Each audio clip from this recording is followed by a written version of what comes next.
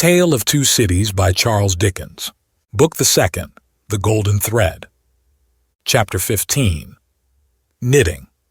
There had been earlier drinking than usual in the wine shop of Monsieur Defarge. As early as 6 o'clock in the morning, sallow faces peeping through its barred windows had descried other faces within, bending over measures of wine. Monsieur Defarge sold a very thin wine at the best of times, but it would seem to have been an unusually thin wine that he sold at this time. A sour wine, moreover, or a souring, for its influence on the mood of those who drank it was to make them gloomy. No vivacious bacchanalian flame leaped out of the pressed grape of Monsieur Defarge, but a smoldering fire that burnt in the dark lay hidden in the dregs of it. This had been the third morning in succession, on which there had been early drinking at the wine shop of Monsieur Defarge. It had begun on Monday, and here was Wednesday come.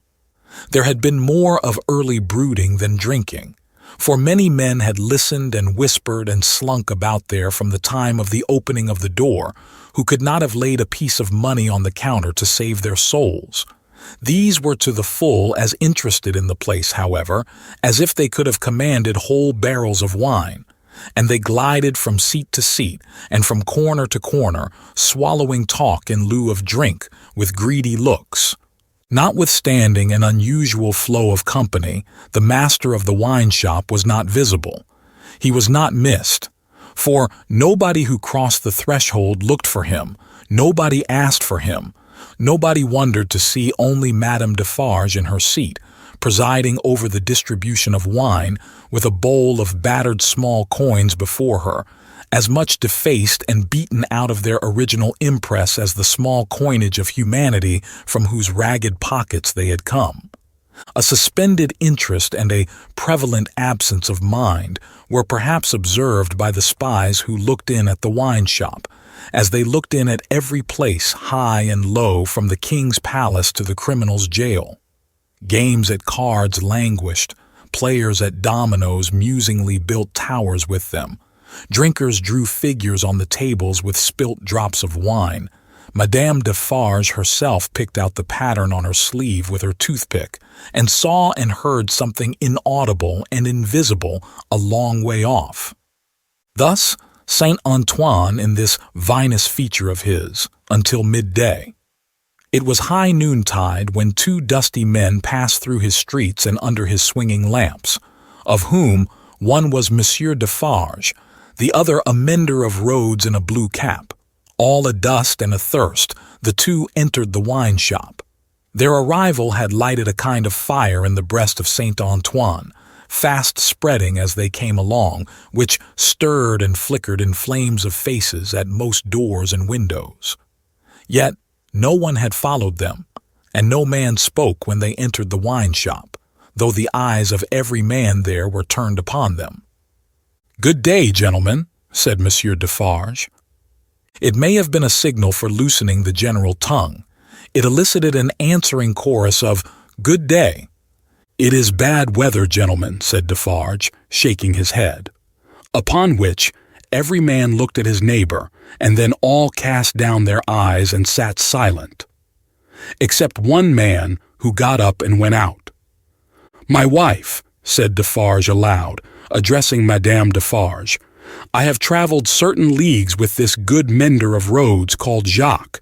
I met him, by accident, a day and half's journey out of Paris. He is a good child, this mender of roads called Jacques. Give him to drink, my wife." A second man got up and went out.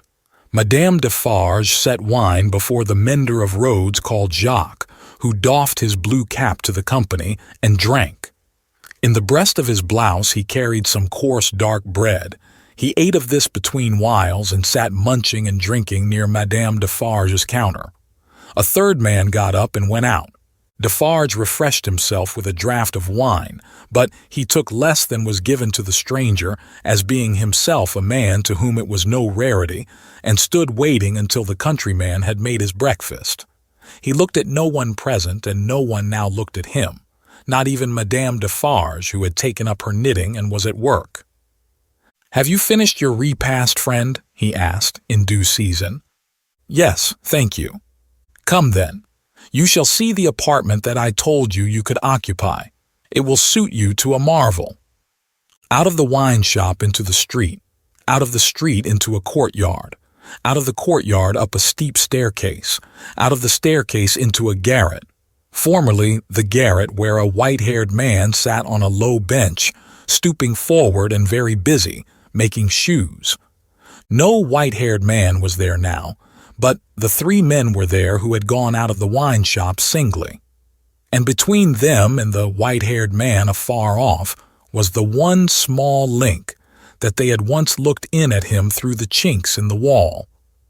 Defarge closed the door carefully and spoke in a subdued voice. "Jacques 1, Jacques 2, Jacques 3. This is the witness encountered by appointment, by me, Jacques 4. He will tell you all. Speak, Jacques 5. The mender of roads, blue cap in hand, wiped his swarthy forehead with it and said, "Where shall I commence, monsieur?" "Commence," was Monsieur Defarge's not unreasonable reply. "At the commencement." "I saw him then, monsieur," began the mender of roads, "a year ago this running summer, underneath the carriage of the Marquis, hanging by the chain. Behold the manner of it. I leaving my work on the road, the sun going to bed, the carriage of the Marquis slowly ascending the hill, he hanging by the chain, like this." Again, the mender of roads went through the whole performance, in which he ought to have been perfect by that time, seeing that it had been the infallible resource and indispensable entertainment of his village during a whole year. Jacques 1 struck in, and asked if he had ever seen the man before. "Never," answered the mender of roads, recovering his perpendicular. Jacques 3 demanded how he afterwards recognized him then. "By his tall figure," said the mender of roads softly, and with his finger at his nose. "When Monsieur the Marquis demands that evening, say, 'What is he like?' I make response, 'Tall as a spectre.'" "You should have said, 'Short as a dwarf,'" returned Jacques 2. "But what did I know? The deed was not then accomplished, neither did he confide in me. Observe, under those circumstances even I do not offer my testimony. Monsieur the Marquis indicates me with his finger standing near our little fountain and says, 'To me, bring that rascal.' My faith, monsieur, I offer nothing." "He is right there, Jacques," murmured Defarge, to him who had interrupted. "Go on." "Good," said the mender of roads with an air of mystery. "The tall man is lost and he is sought. How many months? 9, 10, 11? "No matter, the number," said Defarge. "He is well hidden, but at last he is unluckily found. Go on." "I am again at work upon the hillside, and the sun is again about to go to bed. I am collecting my tools to descend to my cottage down in the village below, where it is already dark, when I raise my eyes and see coming over the hill 6 soldiers. In the midst of them is a tall man with his arms bound, tied to his sides, like this." With the aid of his indispensable cap, he represented a man with his elbows bound fast at his hips, with cords that were knotted behind him. "I stand aside, monsieur, by my heap of stones, to see the soldiers and their prisoner pass, for it is a solitary road that, where any spectacle is well worth looking at. And at first, as they approach, I see no more than that they are 6 soldiers with a tall man bound, and that they are almost black to my sight, except on the side of the sun going to bed, where they have a red edge, monsieur. Also I see that their long shadows are on the hollow ridge on the opposite side of the road, and are on the hill above it, and are like the shadows of giants. Also I see that they are covered with dust, and that the dust moves with them as they come, tramp, tramp. But when they advance quite near to me, I recognize the tall man, and he recognizes me. Ah, but he would be well content to precipitate himself over the hillside once again, as on the evening when he and I first encountered close to the same spot. He described it as if he were there, and it was evident that he saw it vividly. Perhaps he had not seen much in his life. I do not show the soldiers that I recognize the tall man. He does not show the soldiers that he recognizes me. We do it, and we know it, with our eyes. Come on, says the chief of that company, pointing to the village, bring him fast to his tomb. And they bring him faster. I follow. His arms are swelled because of being bound so tight. His wooden shoes are large and clumsy, and he is lame. Because he is lame, and consequently slow, they drive him with their guns, like this. He imitated the action of a man's being impelled forward by the butt ends of muskets. As they descend the hill like madmen running a race, he falls. They laugh and pick him up again. His face is bleeding and covered with dust, but he cannot touch it. Thereupon they laugh again. They bring him into the village. All the village runs to look. They take him past the mill and up to the prison. All the village sees the prison gate open in the darkness of the night and swallow him, like this. He opened his mouth as wide as he could and shut it with a sounding snap of his teeth. Observant of his unwillingness to mar the effect by opening it again, Defarge said, "Go on, Jacques." All the village, pursued the mender of roads, on tiptoe and in a low voice, withdraws. All the village whispers by the fountain. All the village sleeps. All the village dreams of that unhappy one, within the locks and bars of the prison on the crag, and never to come out of it, except to perish. In the morning, with my tools upon my shoulder, eating my morsel of black bread as I go, I make a circuit by the prison, on my way to my work. There I see him, high up behind the bars of a lofty iron cage, bloody and dusty as last night, looking through. He has no hand free to wave to me. I dare not call to him. He regards me like a dead man. Defarge and the three glanced darkly at one another. The looks of all of them were dark, repressed, and revengeful as they listened to the countryman's story. The manner of all of them, while it was secret, was authoritative too. They had the air of a rough tribunal, Jacques 1 and 2 sitting on the old pallet bed, each with his chin resting on his hand, and his eyes intent on the road mender. Jacques 3, equally intent, on one knee behind them, with his agitated hand always gliding over the network of fine nerves about his mouth and nose. Defarge standing between them and the narrator, whom he had stationed in the light of the window, by turns looking from him to them, and from them to him. "Go on, Jacques," said Defarge. "He remains up there in his iron cage some days. The village looks at him by stealth, for it is afraid, but it always looks up, from a distance, at the prison on the crag, and in the evening, when the work of the day is achieved and it assembles to gossip at the fountain, all faces are turned towards the prison. Formerly, they were turned towards the posting house. Now, they are turned towards the prison. They whisper at the fountain that although condemned to death, he will not be executed.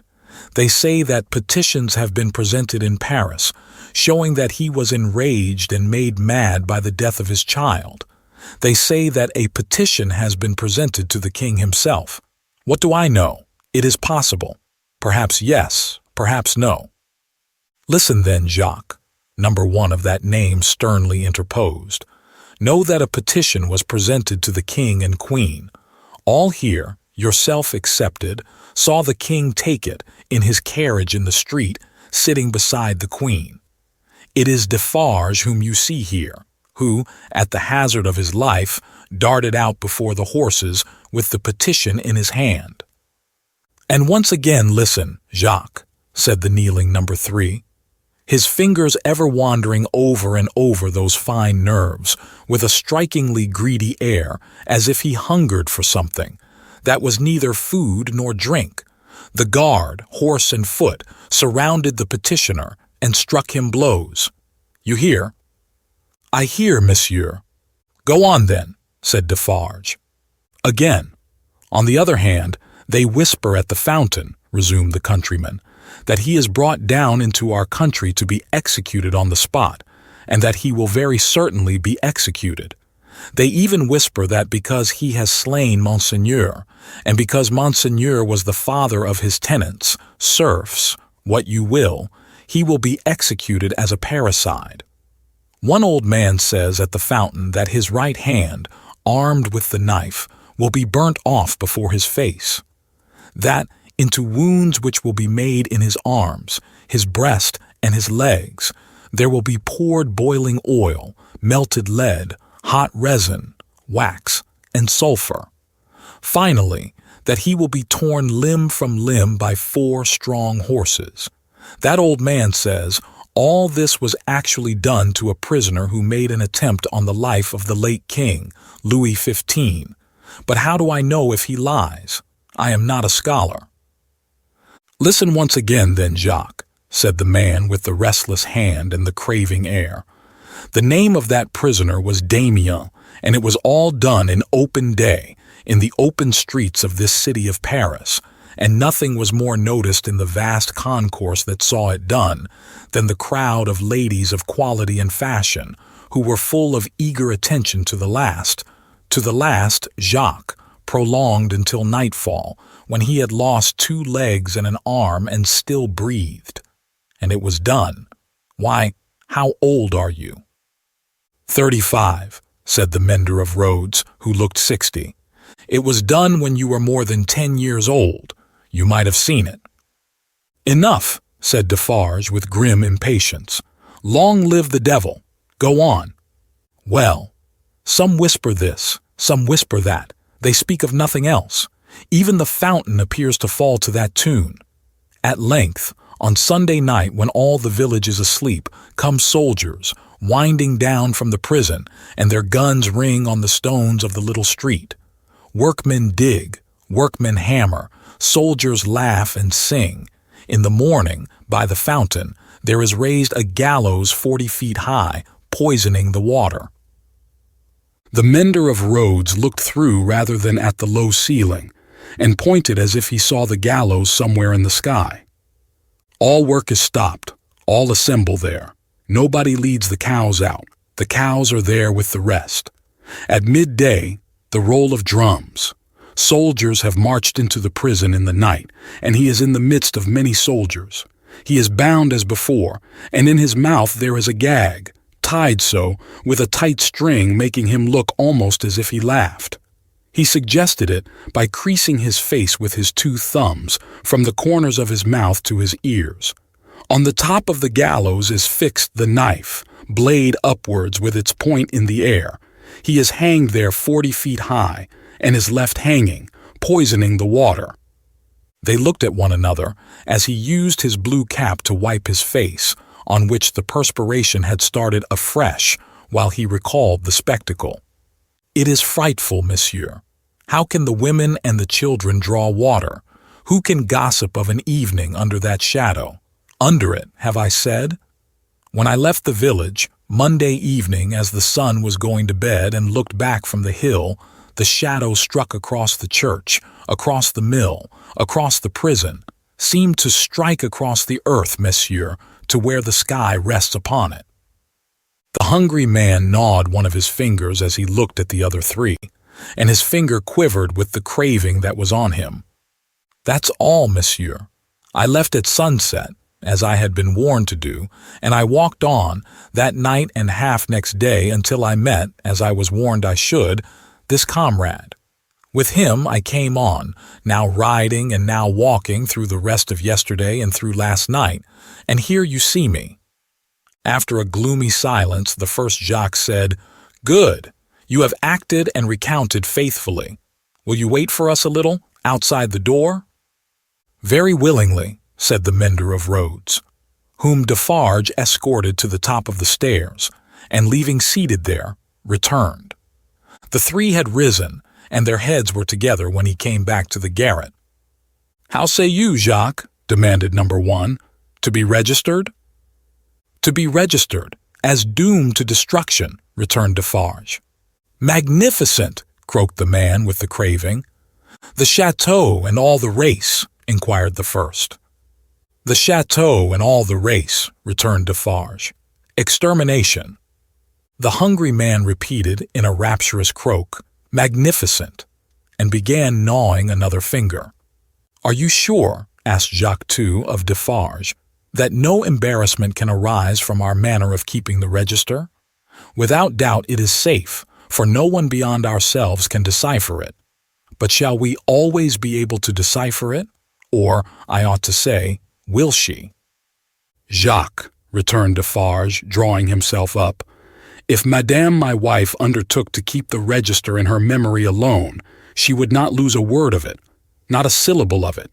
Knitted in her own stitches and her own symbols, it will always be as plain to her as the sun. Confide in Madame Defarge.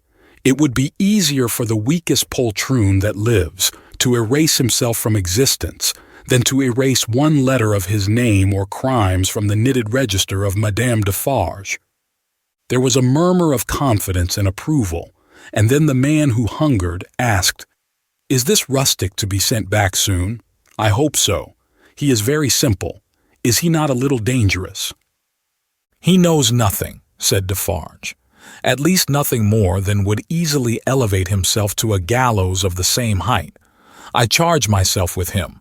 Let him remain with me. I will take care of him and set him on his road. He wishes to see the fine world, the king, the queen, and court. Let him see them on Sunday." "What?" exclaimed the hungry man, staring.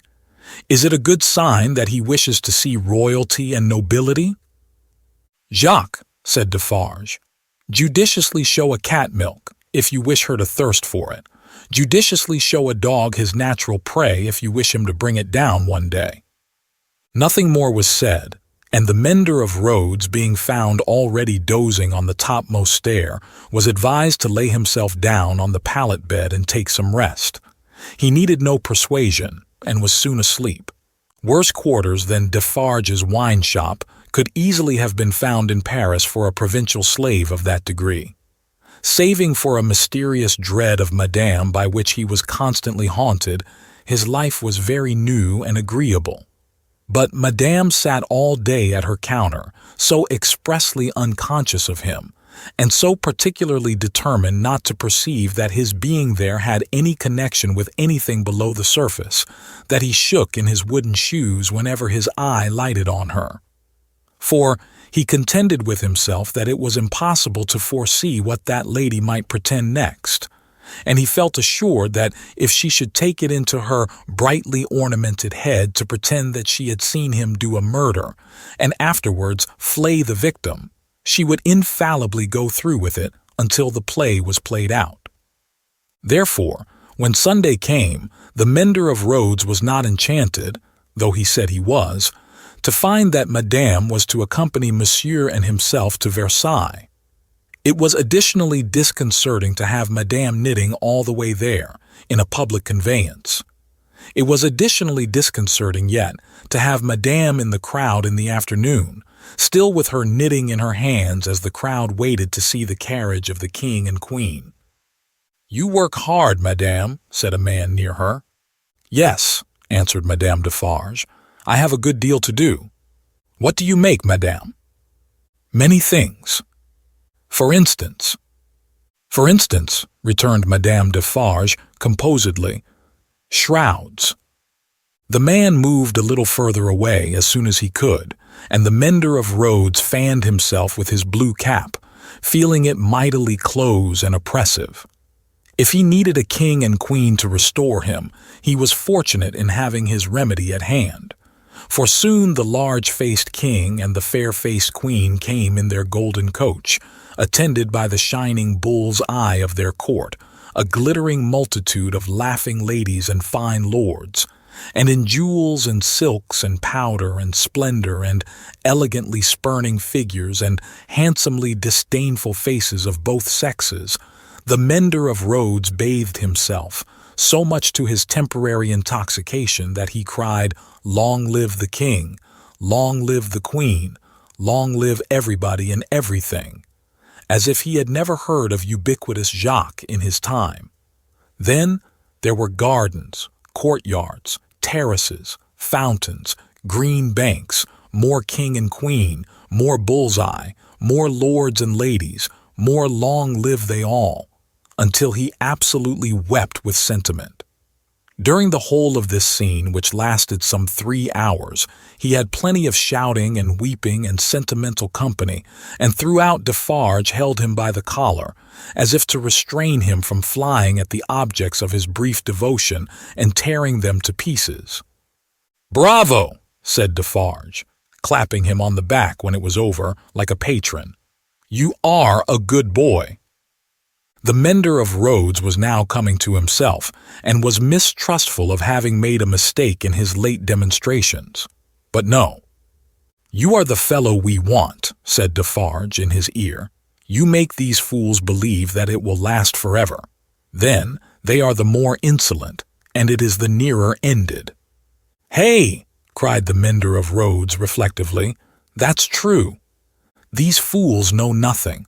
While they despise your breath and would stop it for ever and ever in you or in 100 like you rather than in one of their own horses or dogs, they only know what your breath tells them. Let it deceive them then, a little longer. It cannot deceive them too much." Madame Defarge looked superciliously at the client and nodded in confirmation. "As to you," said she, "you would shout and shed tears for anything if it made a show and a noise. Say, would you not?" "Truly, madame, I think so, for the moment. If you were shown a great heap of dolls, and were set upon them to pluck them to pieces and despoil them for your own advantage, you would pick out the richest and gayest. Say, would you not?" "Truly, yes, madame." "Yes. And if you were shown a flock of birds unable to fly and were set upon them to strip them of their feathers for your own advantage, you would set upon the birds of the finest feathers. Would you not?" "It is true, madame." "You have seen both dolls and birds today," said Madame Defarge, with a wave of her hand towards the place where they had last been apparent. "Now go home." Chapter 16. Still knitting. Madame Defarge and Monsieur her husband returned amicably to the bosom of Saint Antoine, while a speck in a blue cap toiled through the darkness, and through the dust, and down the weary miles of avenue by the wayside, slowly tending towards that point of the compass where the chateau of Monsieur the Marquis, now in his grave, listened to the whispering trees. Such ample leisure had the stone faces now for listening to the trees and to the fountain that the few village scarecrows who, in their quest for herbs to eat and fragments of dead stick to burn, strayed within sight of the great stone courtyard and terrace staircase, had it borne in upon their starved fancy that the expression of the faces was altered. A rumor just lived in the village, had a faint and bare existence there as its people had, that when the knife struck home, the faces changed, from faces of pride to faces of anger and pain. Also, that when that dangling figure was hauled up 40 feet above the fountain, they changed again, and bore a cruel look of being avenged, which they would henceforth bear forever. In the stone face over the great window of the bedchamber where the murder was done, 2 fine dints were pointed out in the sculptured nose, which everybody recognized, and which nobody had seen of old. And on the scarce occasions when 2 or 3 ragged peasants emerged from the crowd to take a hurried peep at Monsieur the Marquis, petrified, a skinny finger would not have pointed to it for a minute before they all started away among the moss and leaves, like the more fortunate hares who could find a living there. Chateau and hut, stone face and dangling figure, the red stain on the stone floor, and the pure water in the village well, thousands of acres of land, a whole province of France, all France itself, lay under the night sky, concentrated into a faint hair-breadth line. So does a whole world with all its greatnesses and littlenesses lie in a twinkling star. And as mere human knowledge can split a ray of light and analyze the manner of its composition, so sublimer intelligences may read in the feeble shining of this earth of ours every thought and act, every vice and virtue of every responsible creature on it. The Defarges, husband and wife, came lumbering under the starlight in their public vehicle to that gate of Paris whereunto their journey naturally tended. There was the usual stoppage at the barrier guard-house, and the usual lanterns came glancing forth for the usual examination and inquiry. Monsieur Defarge alighted, knowing one or two of the soldiery there, and one of the police. The latter he was intimate with and affectionately embraced. When Saint Antoine had again enfolded the Defarge in his dusky wings, and they, having finally alighted near the saint's boundaries, were picking their way on foot through the black mud and offal of his streets, Madame Defarge spoke to her husband. "Say then, my friend, what did Jacques of the police tell thee?" "Very little tonight, but all he knows. There is another spy commissioned for our quarter. There may be many more, for all that he can say, but he knows of one." "Eh well," said Madame Defarge, raising her eyebrows with a cool business air. "It is necessary to register him. How do they call that man?" "He is English." "So much the better. His name?" "Barsad," said Defarge, making it French by pronunciation. But he had been so careful to get it accurately that he then spelt it with perfect correctness. "Barsad," repeated Madame. "Good. Christian name?" "John." "John Barsad," repeated Madame, after murmuring it once to herself. "Good. His appearance, is it known?" "Age about 40 years, height about 5 feet 9, black hair, complexion dark, generally rather handsome visage, eyes dark, face thin, long and sallow, nose aquiline but not straight, having a peculiar inclination towards the left cheek, expression, therefore, sinister." "Eh, my faith, it is a portrait," said Madame, laughing. "He shall be registered tomorrow." They turned into the wine shop, which was closed, for it was midnight, and where Madame Defarge immediately took her post at her desk, counted the small moneys that had been taken during her absence, examined the stock, went through the entries in the book, made other entries of her own, checked the serving man in every possible way, and finally dismissed him to bed. Then she turned out the contents of the bowl of money for the second time, and began knotting them up in her handkerchief in a chain of separate knots for safe keeping through the night. All this while, Defarge, with his pipe in his mouth, walked up and down, complacently admiring, but never interfering. In which condition, indeed, as to the business and his domestic affairs, he walked up and down through life. The night was hot, and the shop, close shut and surrounded by so foul a neighborhood, was ill-smelling. Monsieur Defarge's olfactory sense was by no means delicate, but the stock of wine smelt much stronger than it ever tasted, and so did the stock of rum and brandy and aniseed. He whiffed the compound of scents away as he put down his smoked-out pipe. "You are fatigued," said Madame, raising her glance as she knotted the money. "There are only the usual odors." "I am a little tired," her husband acknowledged. "You are a little depressed too," said Madame, whose quick eyes had never been so intent on the accounts, but they had had a ray or two for him. "Oh, the men, the men!" "But my dear," began Defarge. "But my dear," repeated Madame, nodding firmly. "But my dear, you are faint of heart tonight, my dear." "Well then," said Defarge, as if a thought were wrung out of his breast, "it is a long time." "It is a long time," repeated his wife. "And when is it not a long time? Vengeance and retribution require a long time. It is the rule." "It does not take a long time to strike a man with lightning," said Defarge. "How long," demanded Madame composedly, "does it take to make and store the lightning? Tell me." Defarge raised his head thoughtfully, as if there were something in that too. "It does not take a long time," said Madame, "for an earthquake to swallow a town. Eh, well, tell me how long it takes to prepare the earthquake." "A long time, I suppose," said Defarge. "But when it is ready, it takes place, and grinds to pieces everything before it. In the meantime, it is always preparing, though it is not seen or heard. That is your consolation. Keep it." She tied a knot with flashing eyes as if it throttled a foe. "I tell thee," said Madame, extending her right hand for emphasis, "that although it is a long time on the road, it is on the road and coming. I tell thee it never retreats and never stops. I tell thee it is always advancing. Look around and consider the lives of all the world that we know. Consider the faces of all the world that we know. Consider the rage and discontent to which the Jacquerie addresses itself with more and more of certainty every hour. Can such things last? Bah! I mock you."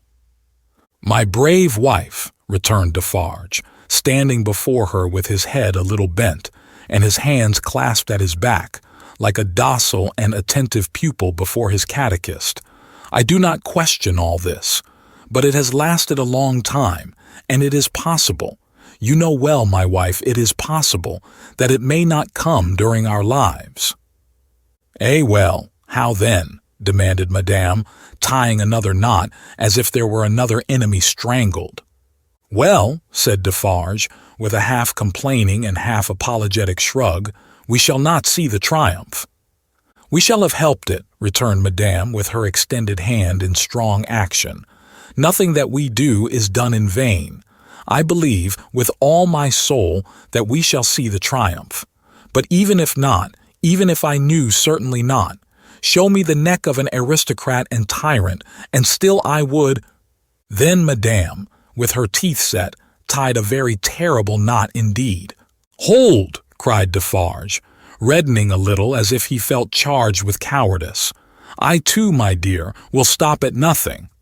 Yes, but it is your weakness that you sometimes need to see your victim and your opportunity to sustain you. Sustain yourself without that. When the time comes, let loose a tiger and a devil, but wait for the time with the tiger and the devil chained, not shown, yet always ready."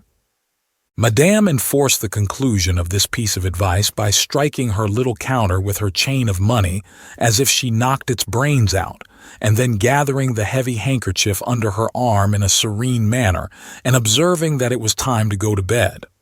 Next noontide saw the admirable woman in her usual place in the wine shop, knitting away assiduously. A rose lay beside her, and if she now and then glanced at the flower, it was with no infraction of her usual preoccupied air. There were a few customers, drinking or not drinking, standing or seated, sprinkled about. The day was very hot, and heaps of flies, who were extending their inquisitive and adventurous perquisitions into all the glutinous little glasses near Madame, fell dead at the bottom.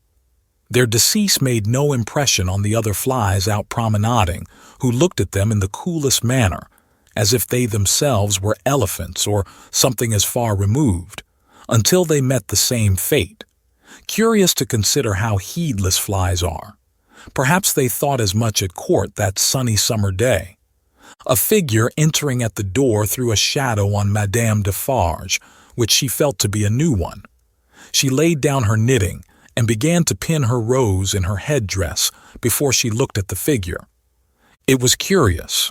The moment Madame Defarge took up the rose, the customers ceased talking and began gradually to drop out of the wine shop. "Good day, Madame," said the newcomer. "Good day, Monsieur."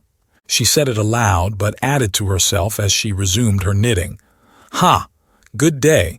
Age about 40, height about 5'9", black hair, generally rather handsome visage, complexion dark, eyes dark, thin, long and sallow face, aquiline nose but not straight, having a peculiar inclination towards the left cheek which imparts a sinister expression. Good day, one and all. Have the goodness to give me a little glass of old cognac and a mouthful of cool fresh water, Madame." Madame complied with a polite air. "Marvelous cognac this, Madame." It was the first time it had ever been so complimented, and Madame Defarge knew enough of its antecedents to know better. She said, however, that the cognac was flattered and took up her knitting. The visitor watched her fingers for a few moments and took the opportunity of observing the place in general. "You knit with great skill, madame." "I am accustomed to it." "A pretty pattern, too." "You think so?" said madame, looking at him with a smile. "Decidedly. May one ask what it is for?" "Pastime," said madame, still looking at him with a smile while her fingers moved nimbly. "Not for use?" "That depends. I may find a use for it one day.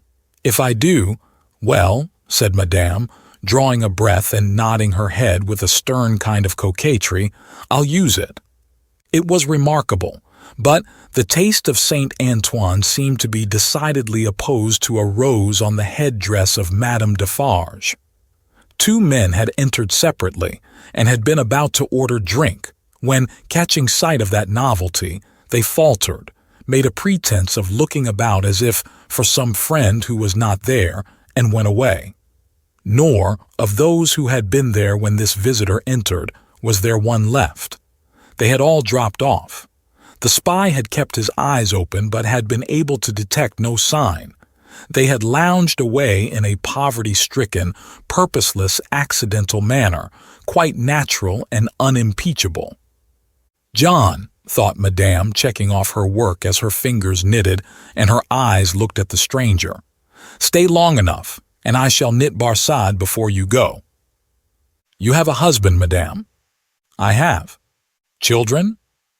"No children." "Business seems bad?" "Business is very bad. The people are so poor." "Ah, the unfortunate, miserable people, so oppressed too, as you say." "As you say," madame retorted, correcting him, and deftly knitting an extra something into his name that boded him no good. "Pardon me. Certainly it was I who said so, but you naturally think so, of course." "I think," returned madame in a high voice. "I and my husband have enough to do to keep this wine shop open without thinking. All we think here is how to live.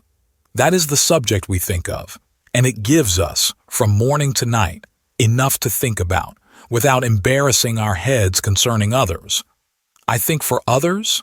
No, no." The spy, who was there to pick up any crumbs he could find or make, did not allow his baffled state to express itself in his sinister face, but stood with an air of gossiping gallantry, leaning his elbow on Madame Defarge's little counter, and occasionally sipping his cognac. "A bad business this, madam, of Gaspard's execution. Ah, the poor Gaspard!" with a sigh of great compassion. "My faith," returned madame coolly and lightly, "if people use knives for such purposes, they have to pay for it. He knew beforehand what the price of his luxury was.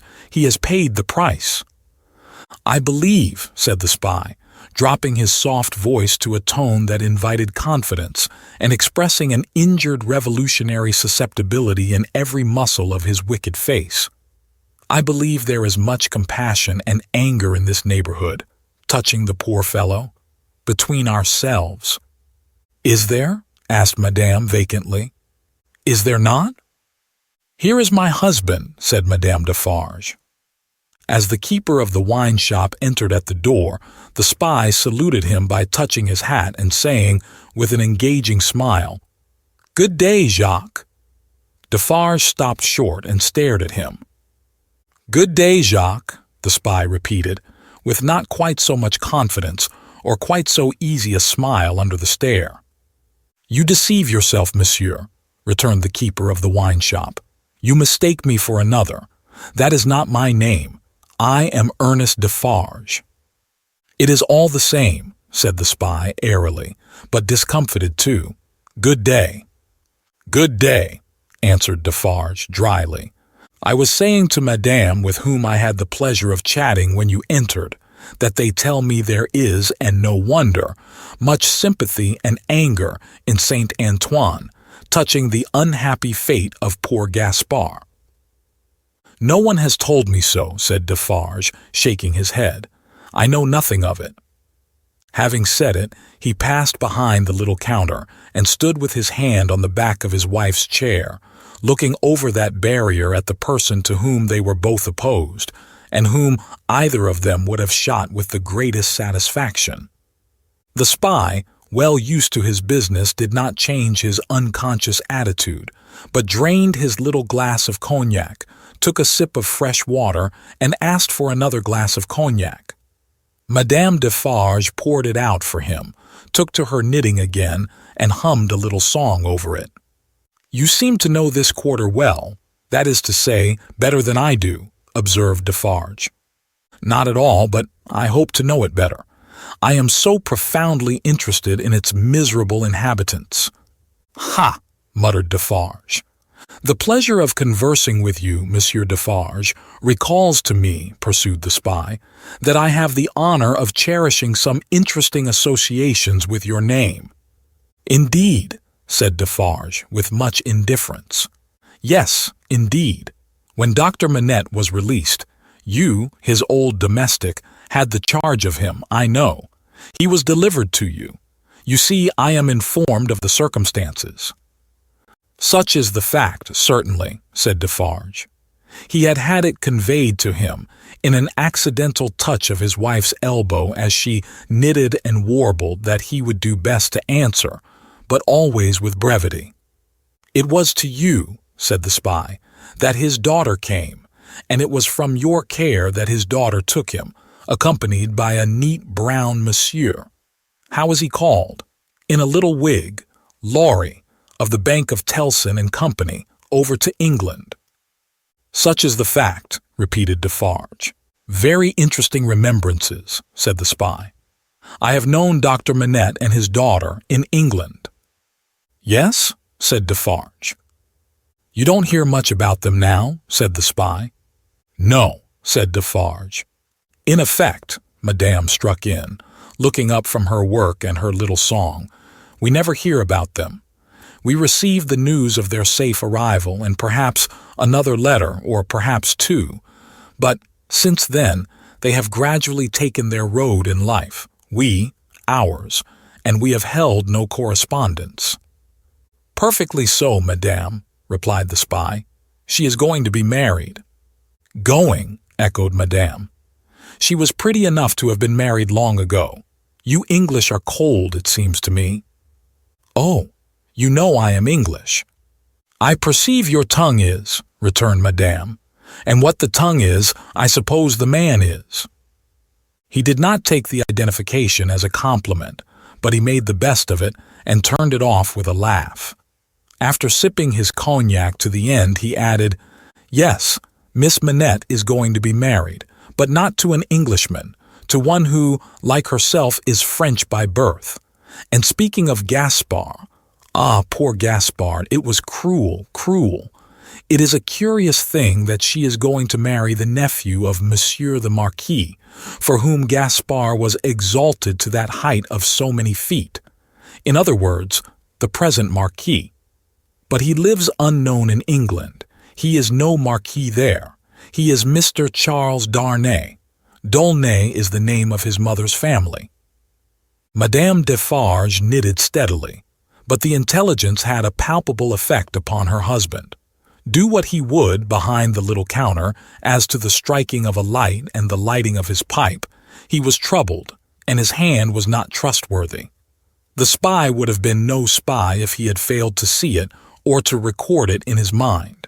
Having made at least this one hit, whatever it might prove to be worth, and no customers coming in to help him to any other, Mr. Barsad paid for what he had drunk and took his leave, taking occasion to say, in a genteel manner before he departed, that he looked forward to the pleasure of seeing Monsieur and Madame Defarge again. For some minutes after he had emerged into the outer presence of Saint Antoine, the husband and wife remained exactly as he had left them, lest he should come back. "Can it be true?" said Defarge in a low voice, looking down at his wife as he stood smoking with his hand on the back of her chair. "What he has said of Mamselle Manette?"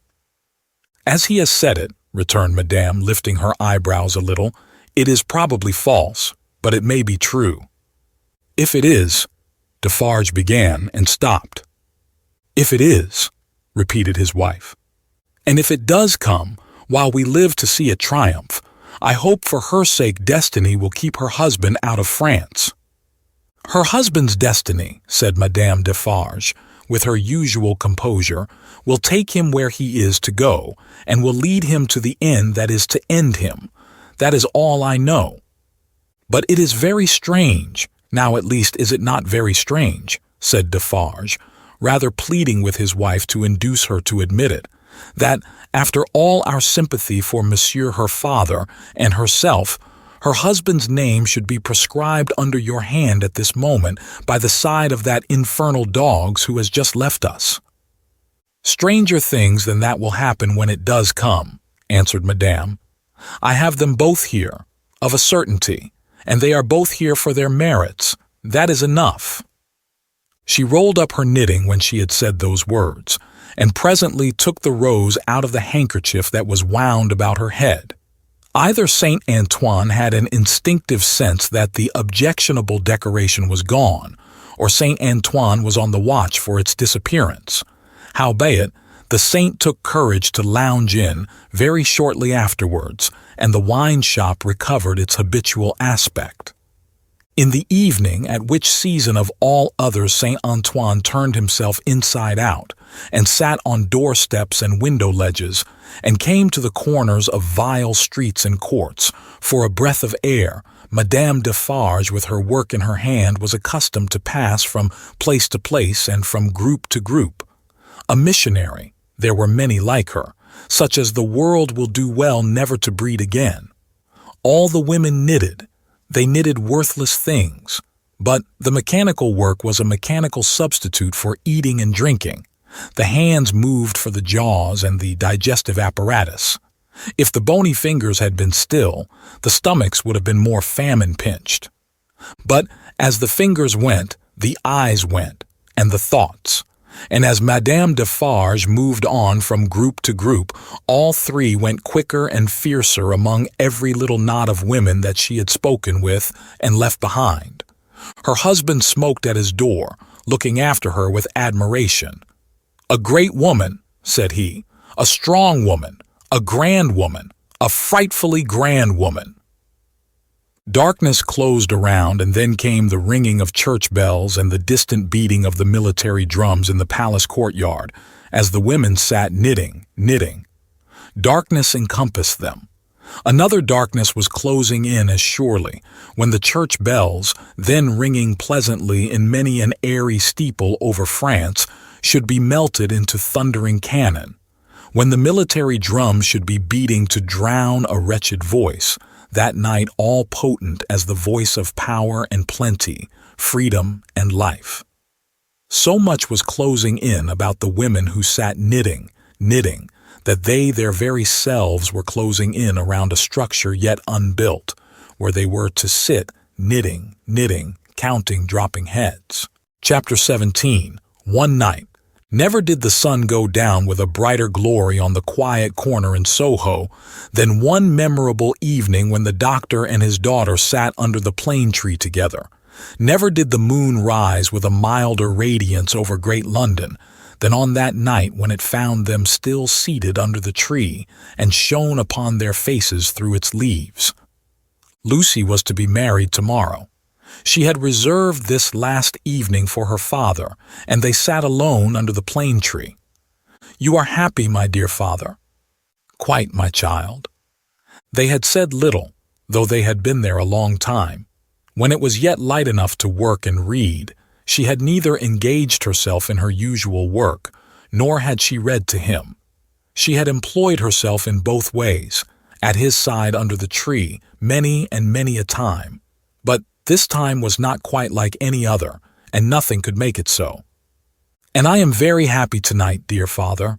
I am deeply happy in the love that heaven has so blessed, my love for Charles, and Charles's love for me. But if my life were not to be still consecrated to you, or if my marriage were so arranged as that it would part us, even by the length of a few of these streets, I should be more unhappy and self-reproachful now than I can tell you. Even as it was, she could not command her voice. In the sad moonlight she clasped him by the neck and laid her face upon his breast. In the moonlight, which is always sad, as the light of the sun itself is, as the light called human life is, at its coming and its going. Dearest dear, can you tell me, this last time, that you feel quite sure no new affections of mine and no new duties of mine will ever interpose between us? I know it well, but do you know it? In your own heart, do you feel quite certain? Her father answered with a cheerful firmness of conviction he could scarcely have assumed. Quite sure, my darling. More than that, he added, as he tenderly kissed her. My future is far brighter, Lucy, seen through your marriage than it could have been, nay, than it ever was, without it. If I could hope that, my father. Believe it, love. Indeed it is so. Consider how natural and how plain it is, my dear, that it should be so. You, devoted and young, cannot fully appreciate the anxiety I have felt that your life should not be wasted.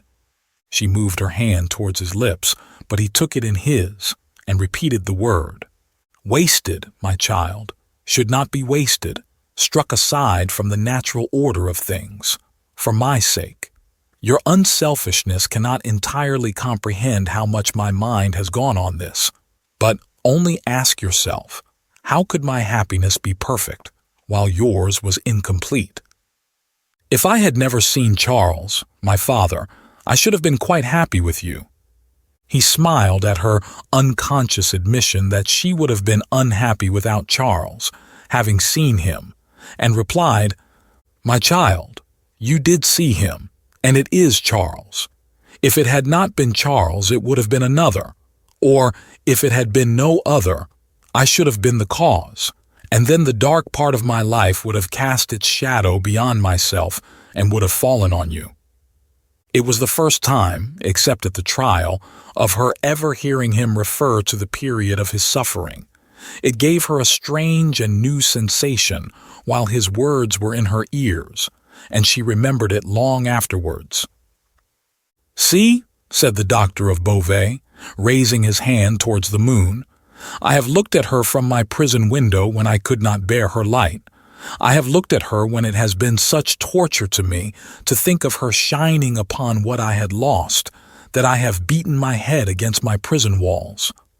I have looked at her in a state so dull and lethargic that I have thought of nothing but the number of horizontal lines I could draw across her at the full, and the number of perpendicular lines with which I could intersect them. He added in his inward and pondering manner as he looked at the moon, It was 20 either way, I remember, and the 20th was difficult to squeeze in. The strange thrill with which she heard him go back to that time deepened as he dwelt upon it. But there was nothing to shock her in the manner of his reference. He only seemed to contrast his present cheerfulness and felicity with the dire endurance that was over. I have looked at her, speculating thousands of times upon the unborn child from whom I had been rent, whether it was alive, whether it had been born alive, or the poor mother's shock had killed it, whether it was a son who would someday avenge his father. There was a time in my imprisonment when my desire for vengeance was unbearable. Whether it was a son who would never know his father's story, who might even live to weigh the possibility of his father's having disappeared of his own will and act, whether it was a daughter who would grow to be a woman. She drew closer to him and kissed his cheek and his hand. I have pictured my daughter to myself as perfectly forgetful of me, rather, altogether ignorant of me and unconscious of me. I have cast up the years of her age, year after year. I have seen her married to a man who knew nothing of my fate. I have altogether perished from the remembrance of the living, and in the next generation my place was a blank. My father, even to hear that you had such thoughts of a daughter who never existed, strikes to my heart as if I had been that child. You, Lucy? It is out of the consolation and restoration you have brought to me that these remembrances arise and pass between us and the moon on this last night. What did I say just now? She knew nothing of you. She cared nothing for you. But on other moonlight nights, when the sadness and the silence have touched me in a different way, have affected me with something as like a sorrowful sense of peace, as any emotion that had pain for its foundations could, I have imagined her as coming to me in my cell and leading me out into the freedom beyond the fortress. I have seen her image in the moonlight often, as I now see you, except that I never held her in my arms. It stood between the little grated window and the door, but you understand that that was not the child I am speaking of. The figure was not, the image, the fancy. No, that was another thing. It stood before my disturbed sense of sight, but it never moved. The phantom that my mind pursued was another and more real child. Of her outward appearance I know no more than that she was like her mother. The other had that likeness too, as you have, but was not the same. Can you follow me, Lucy? Hardly, I think.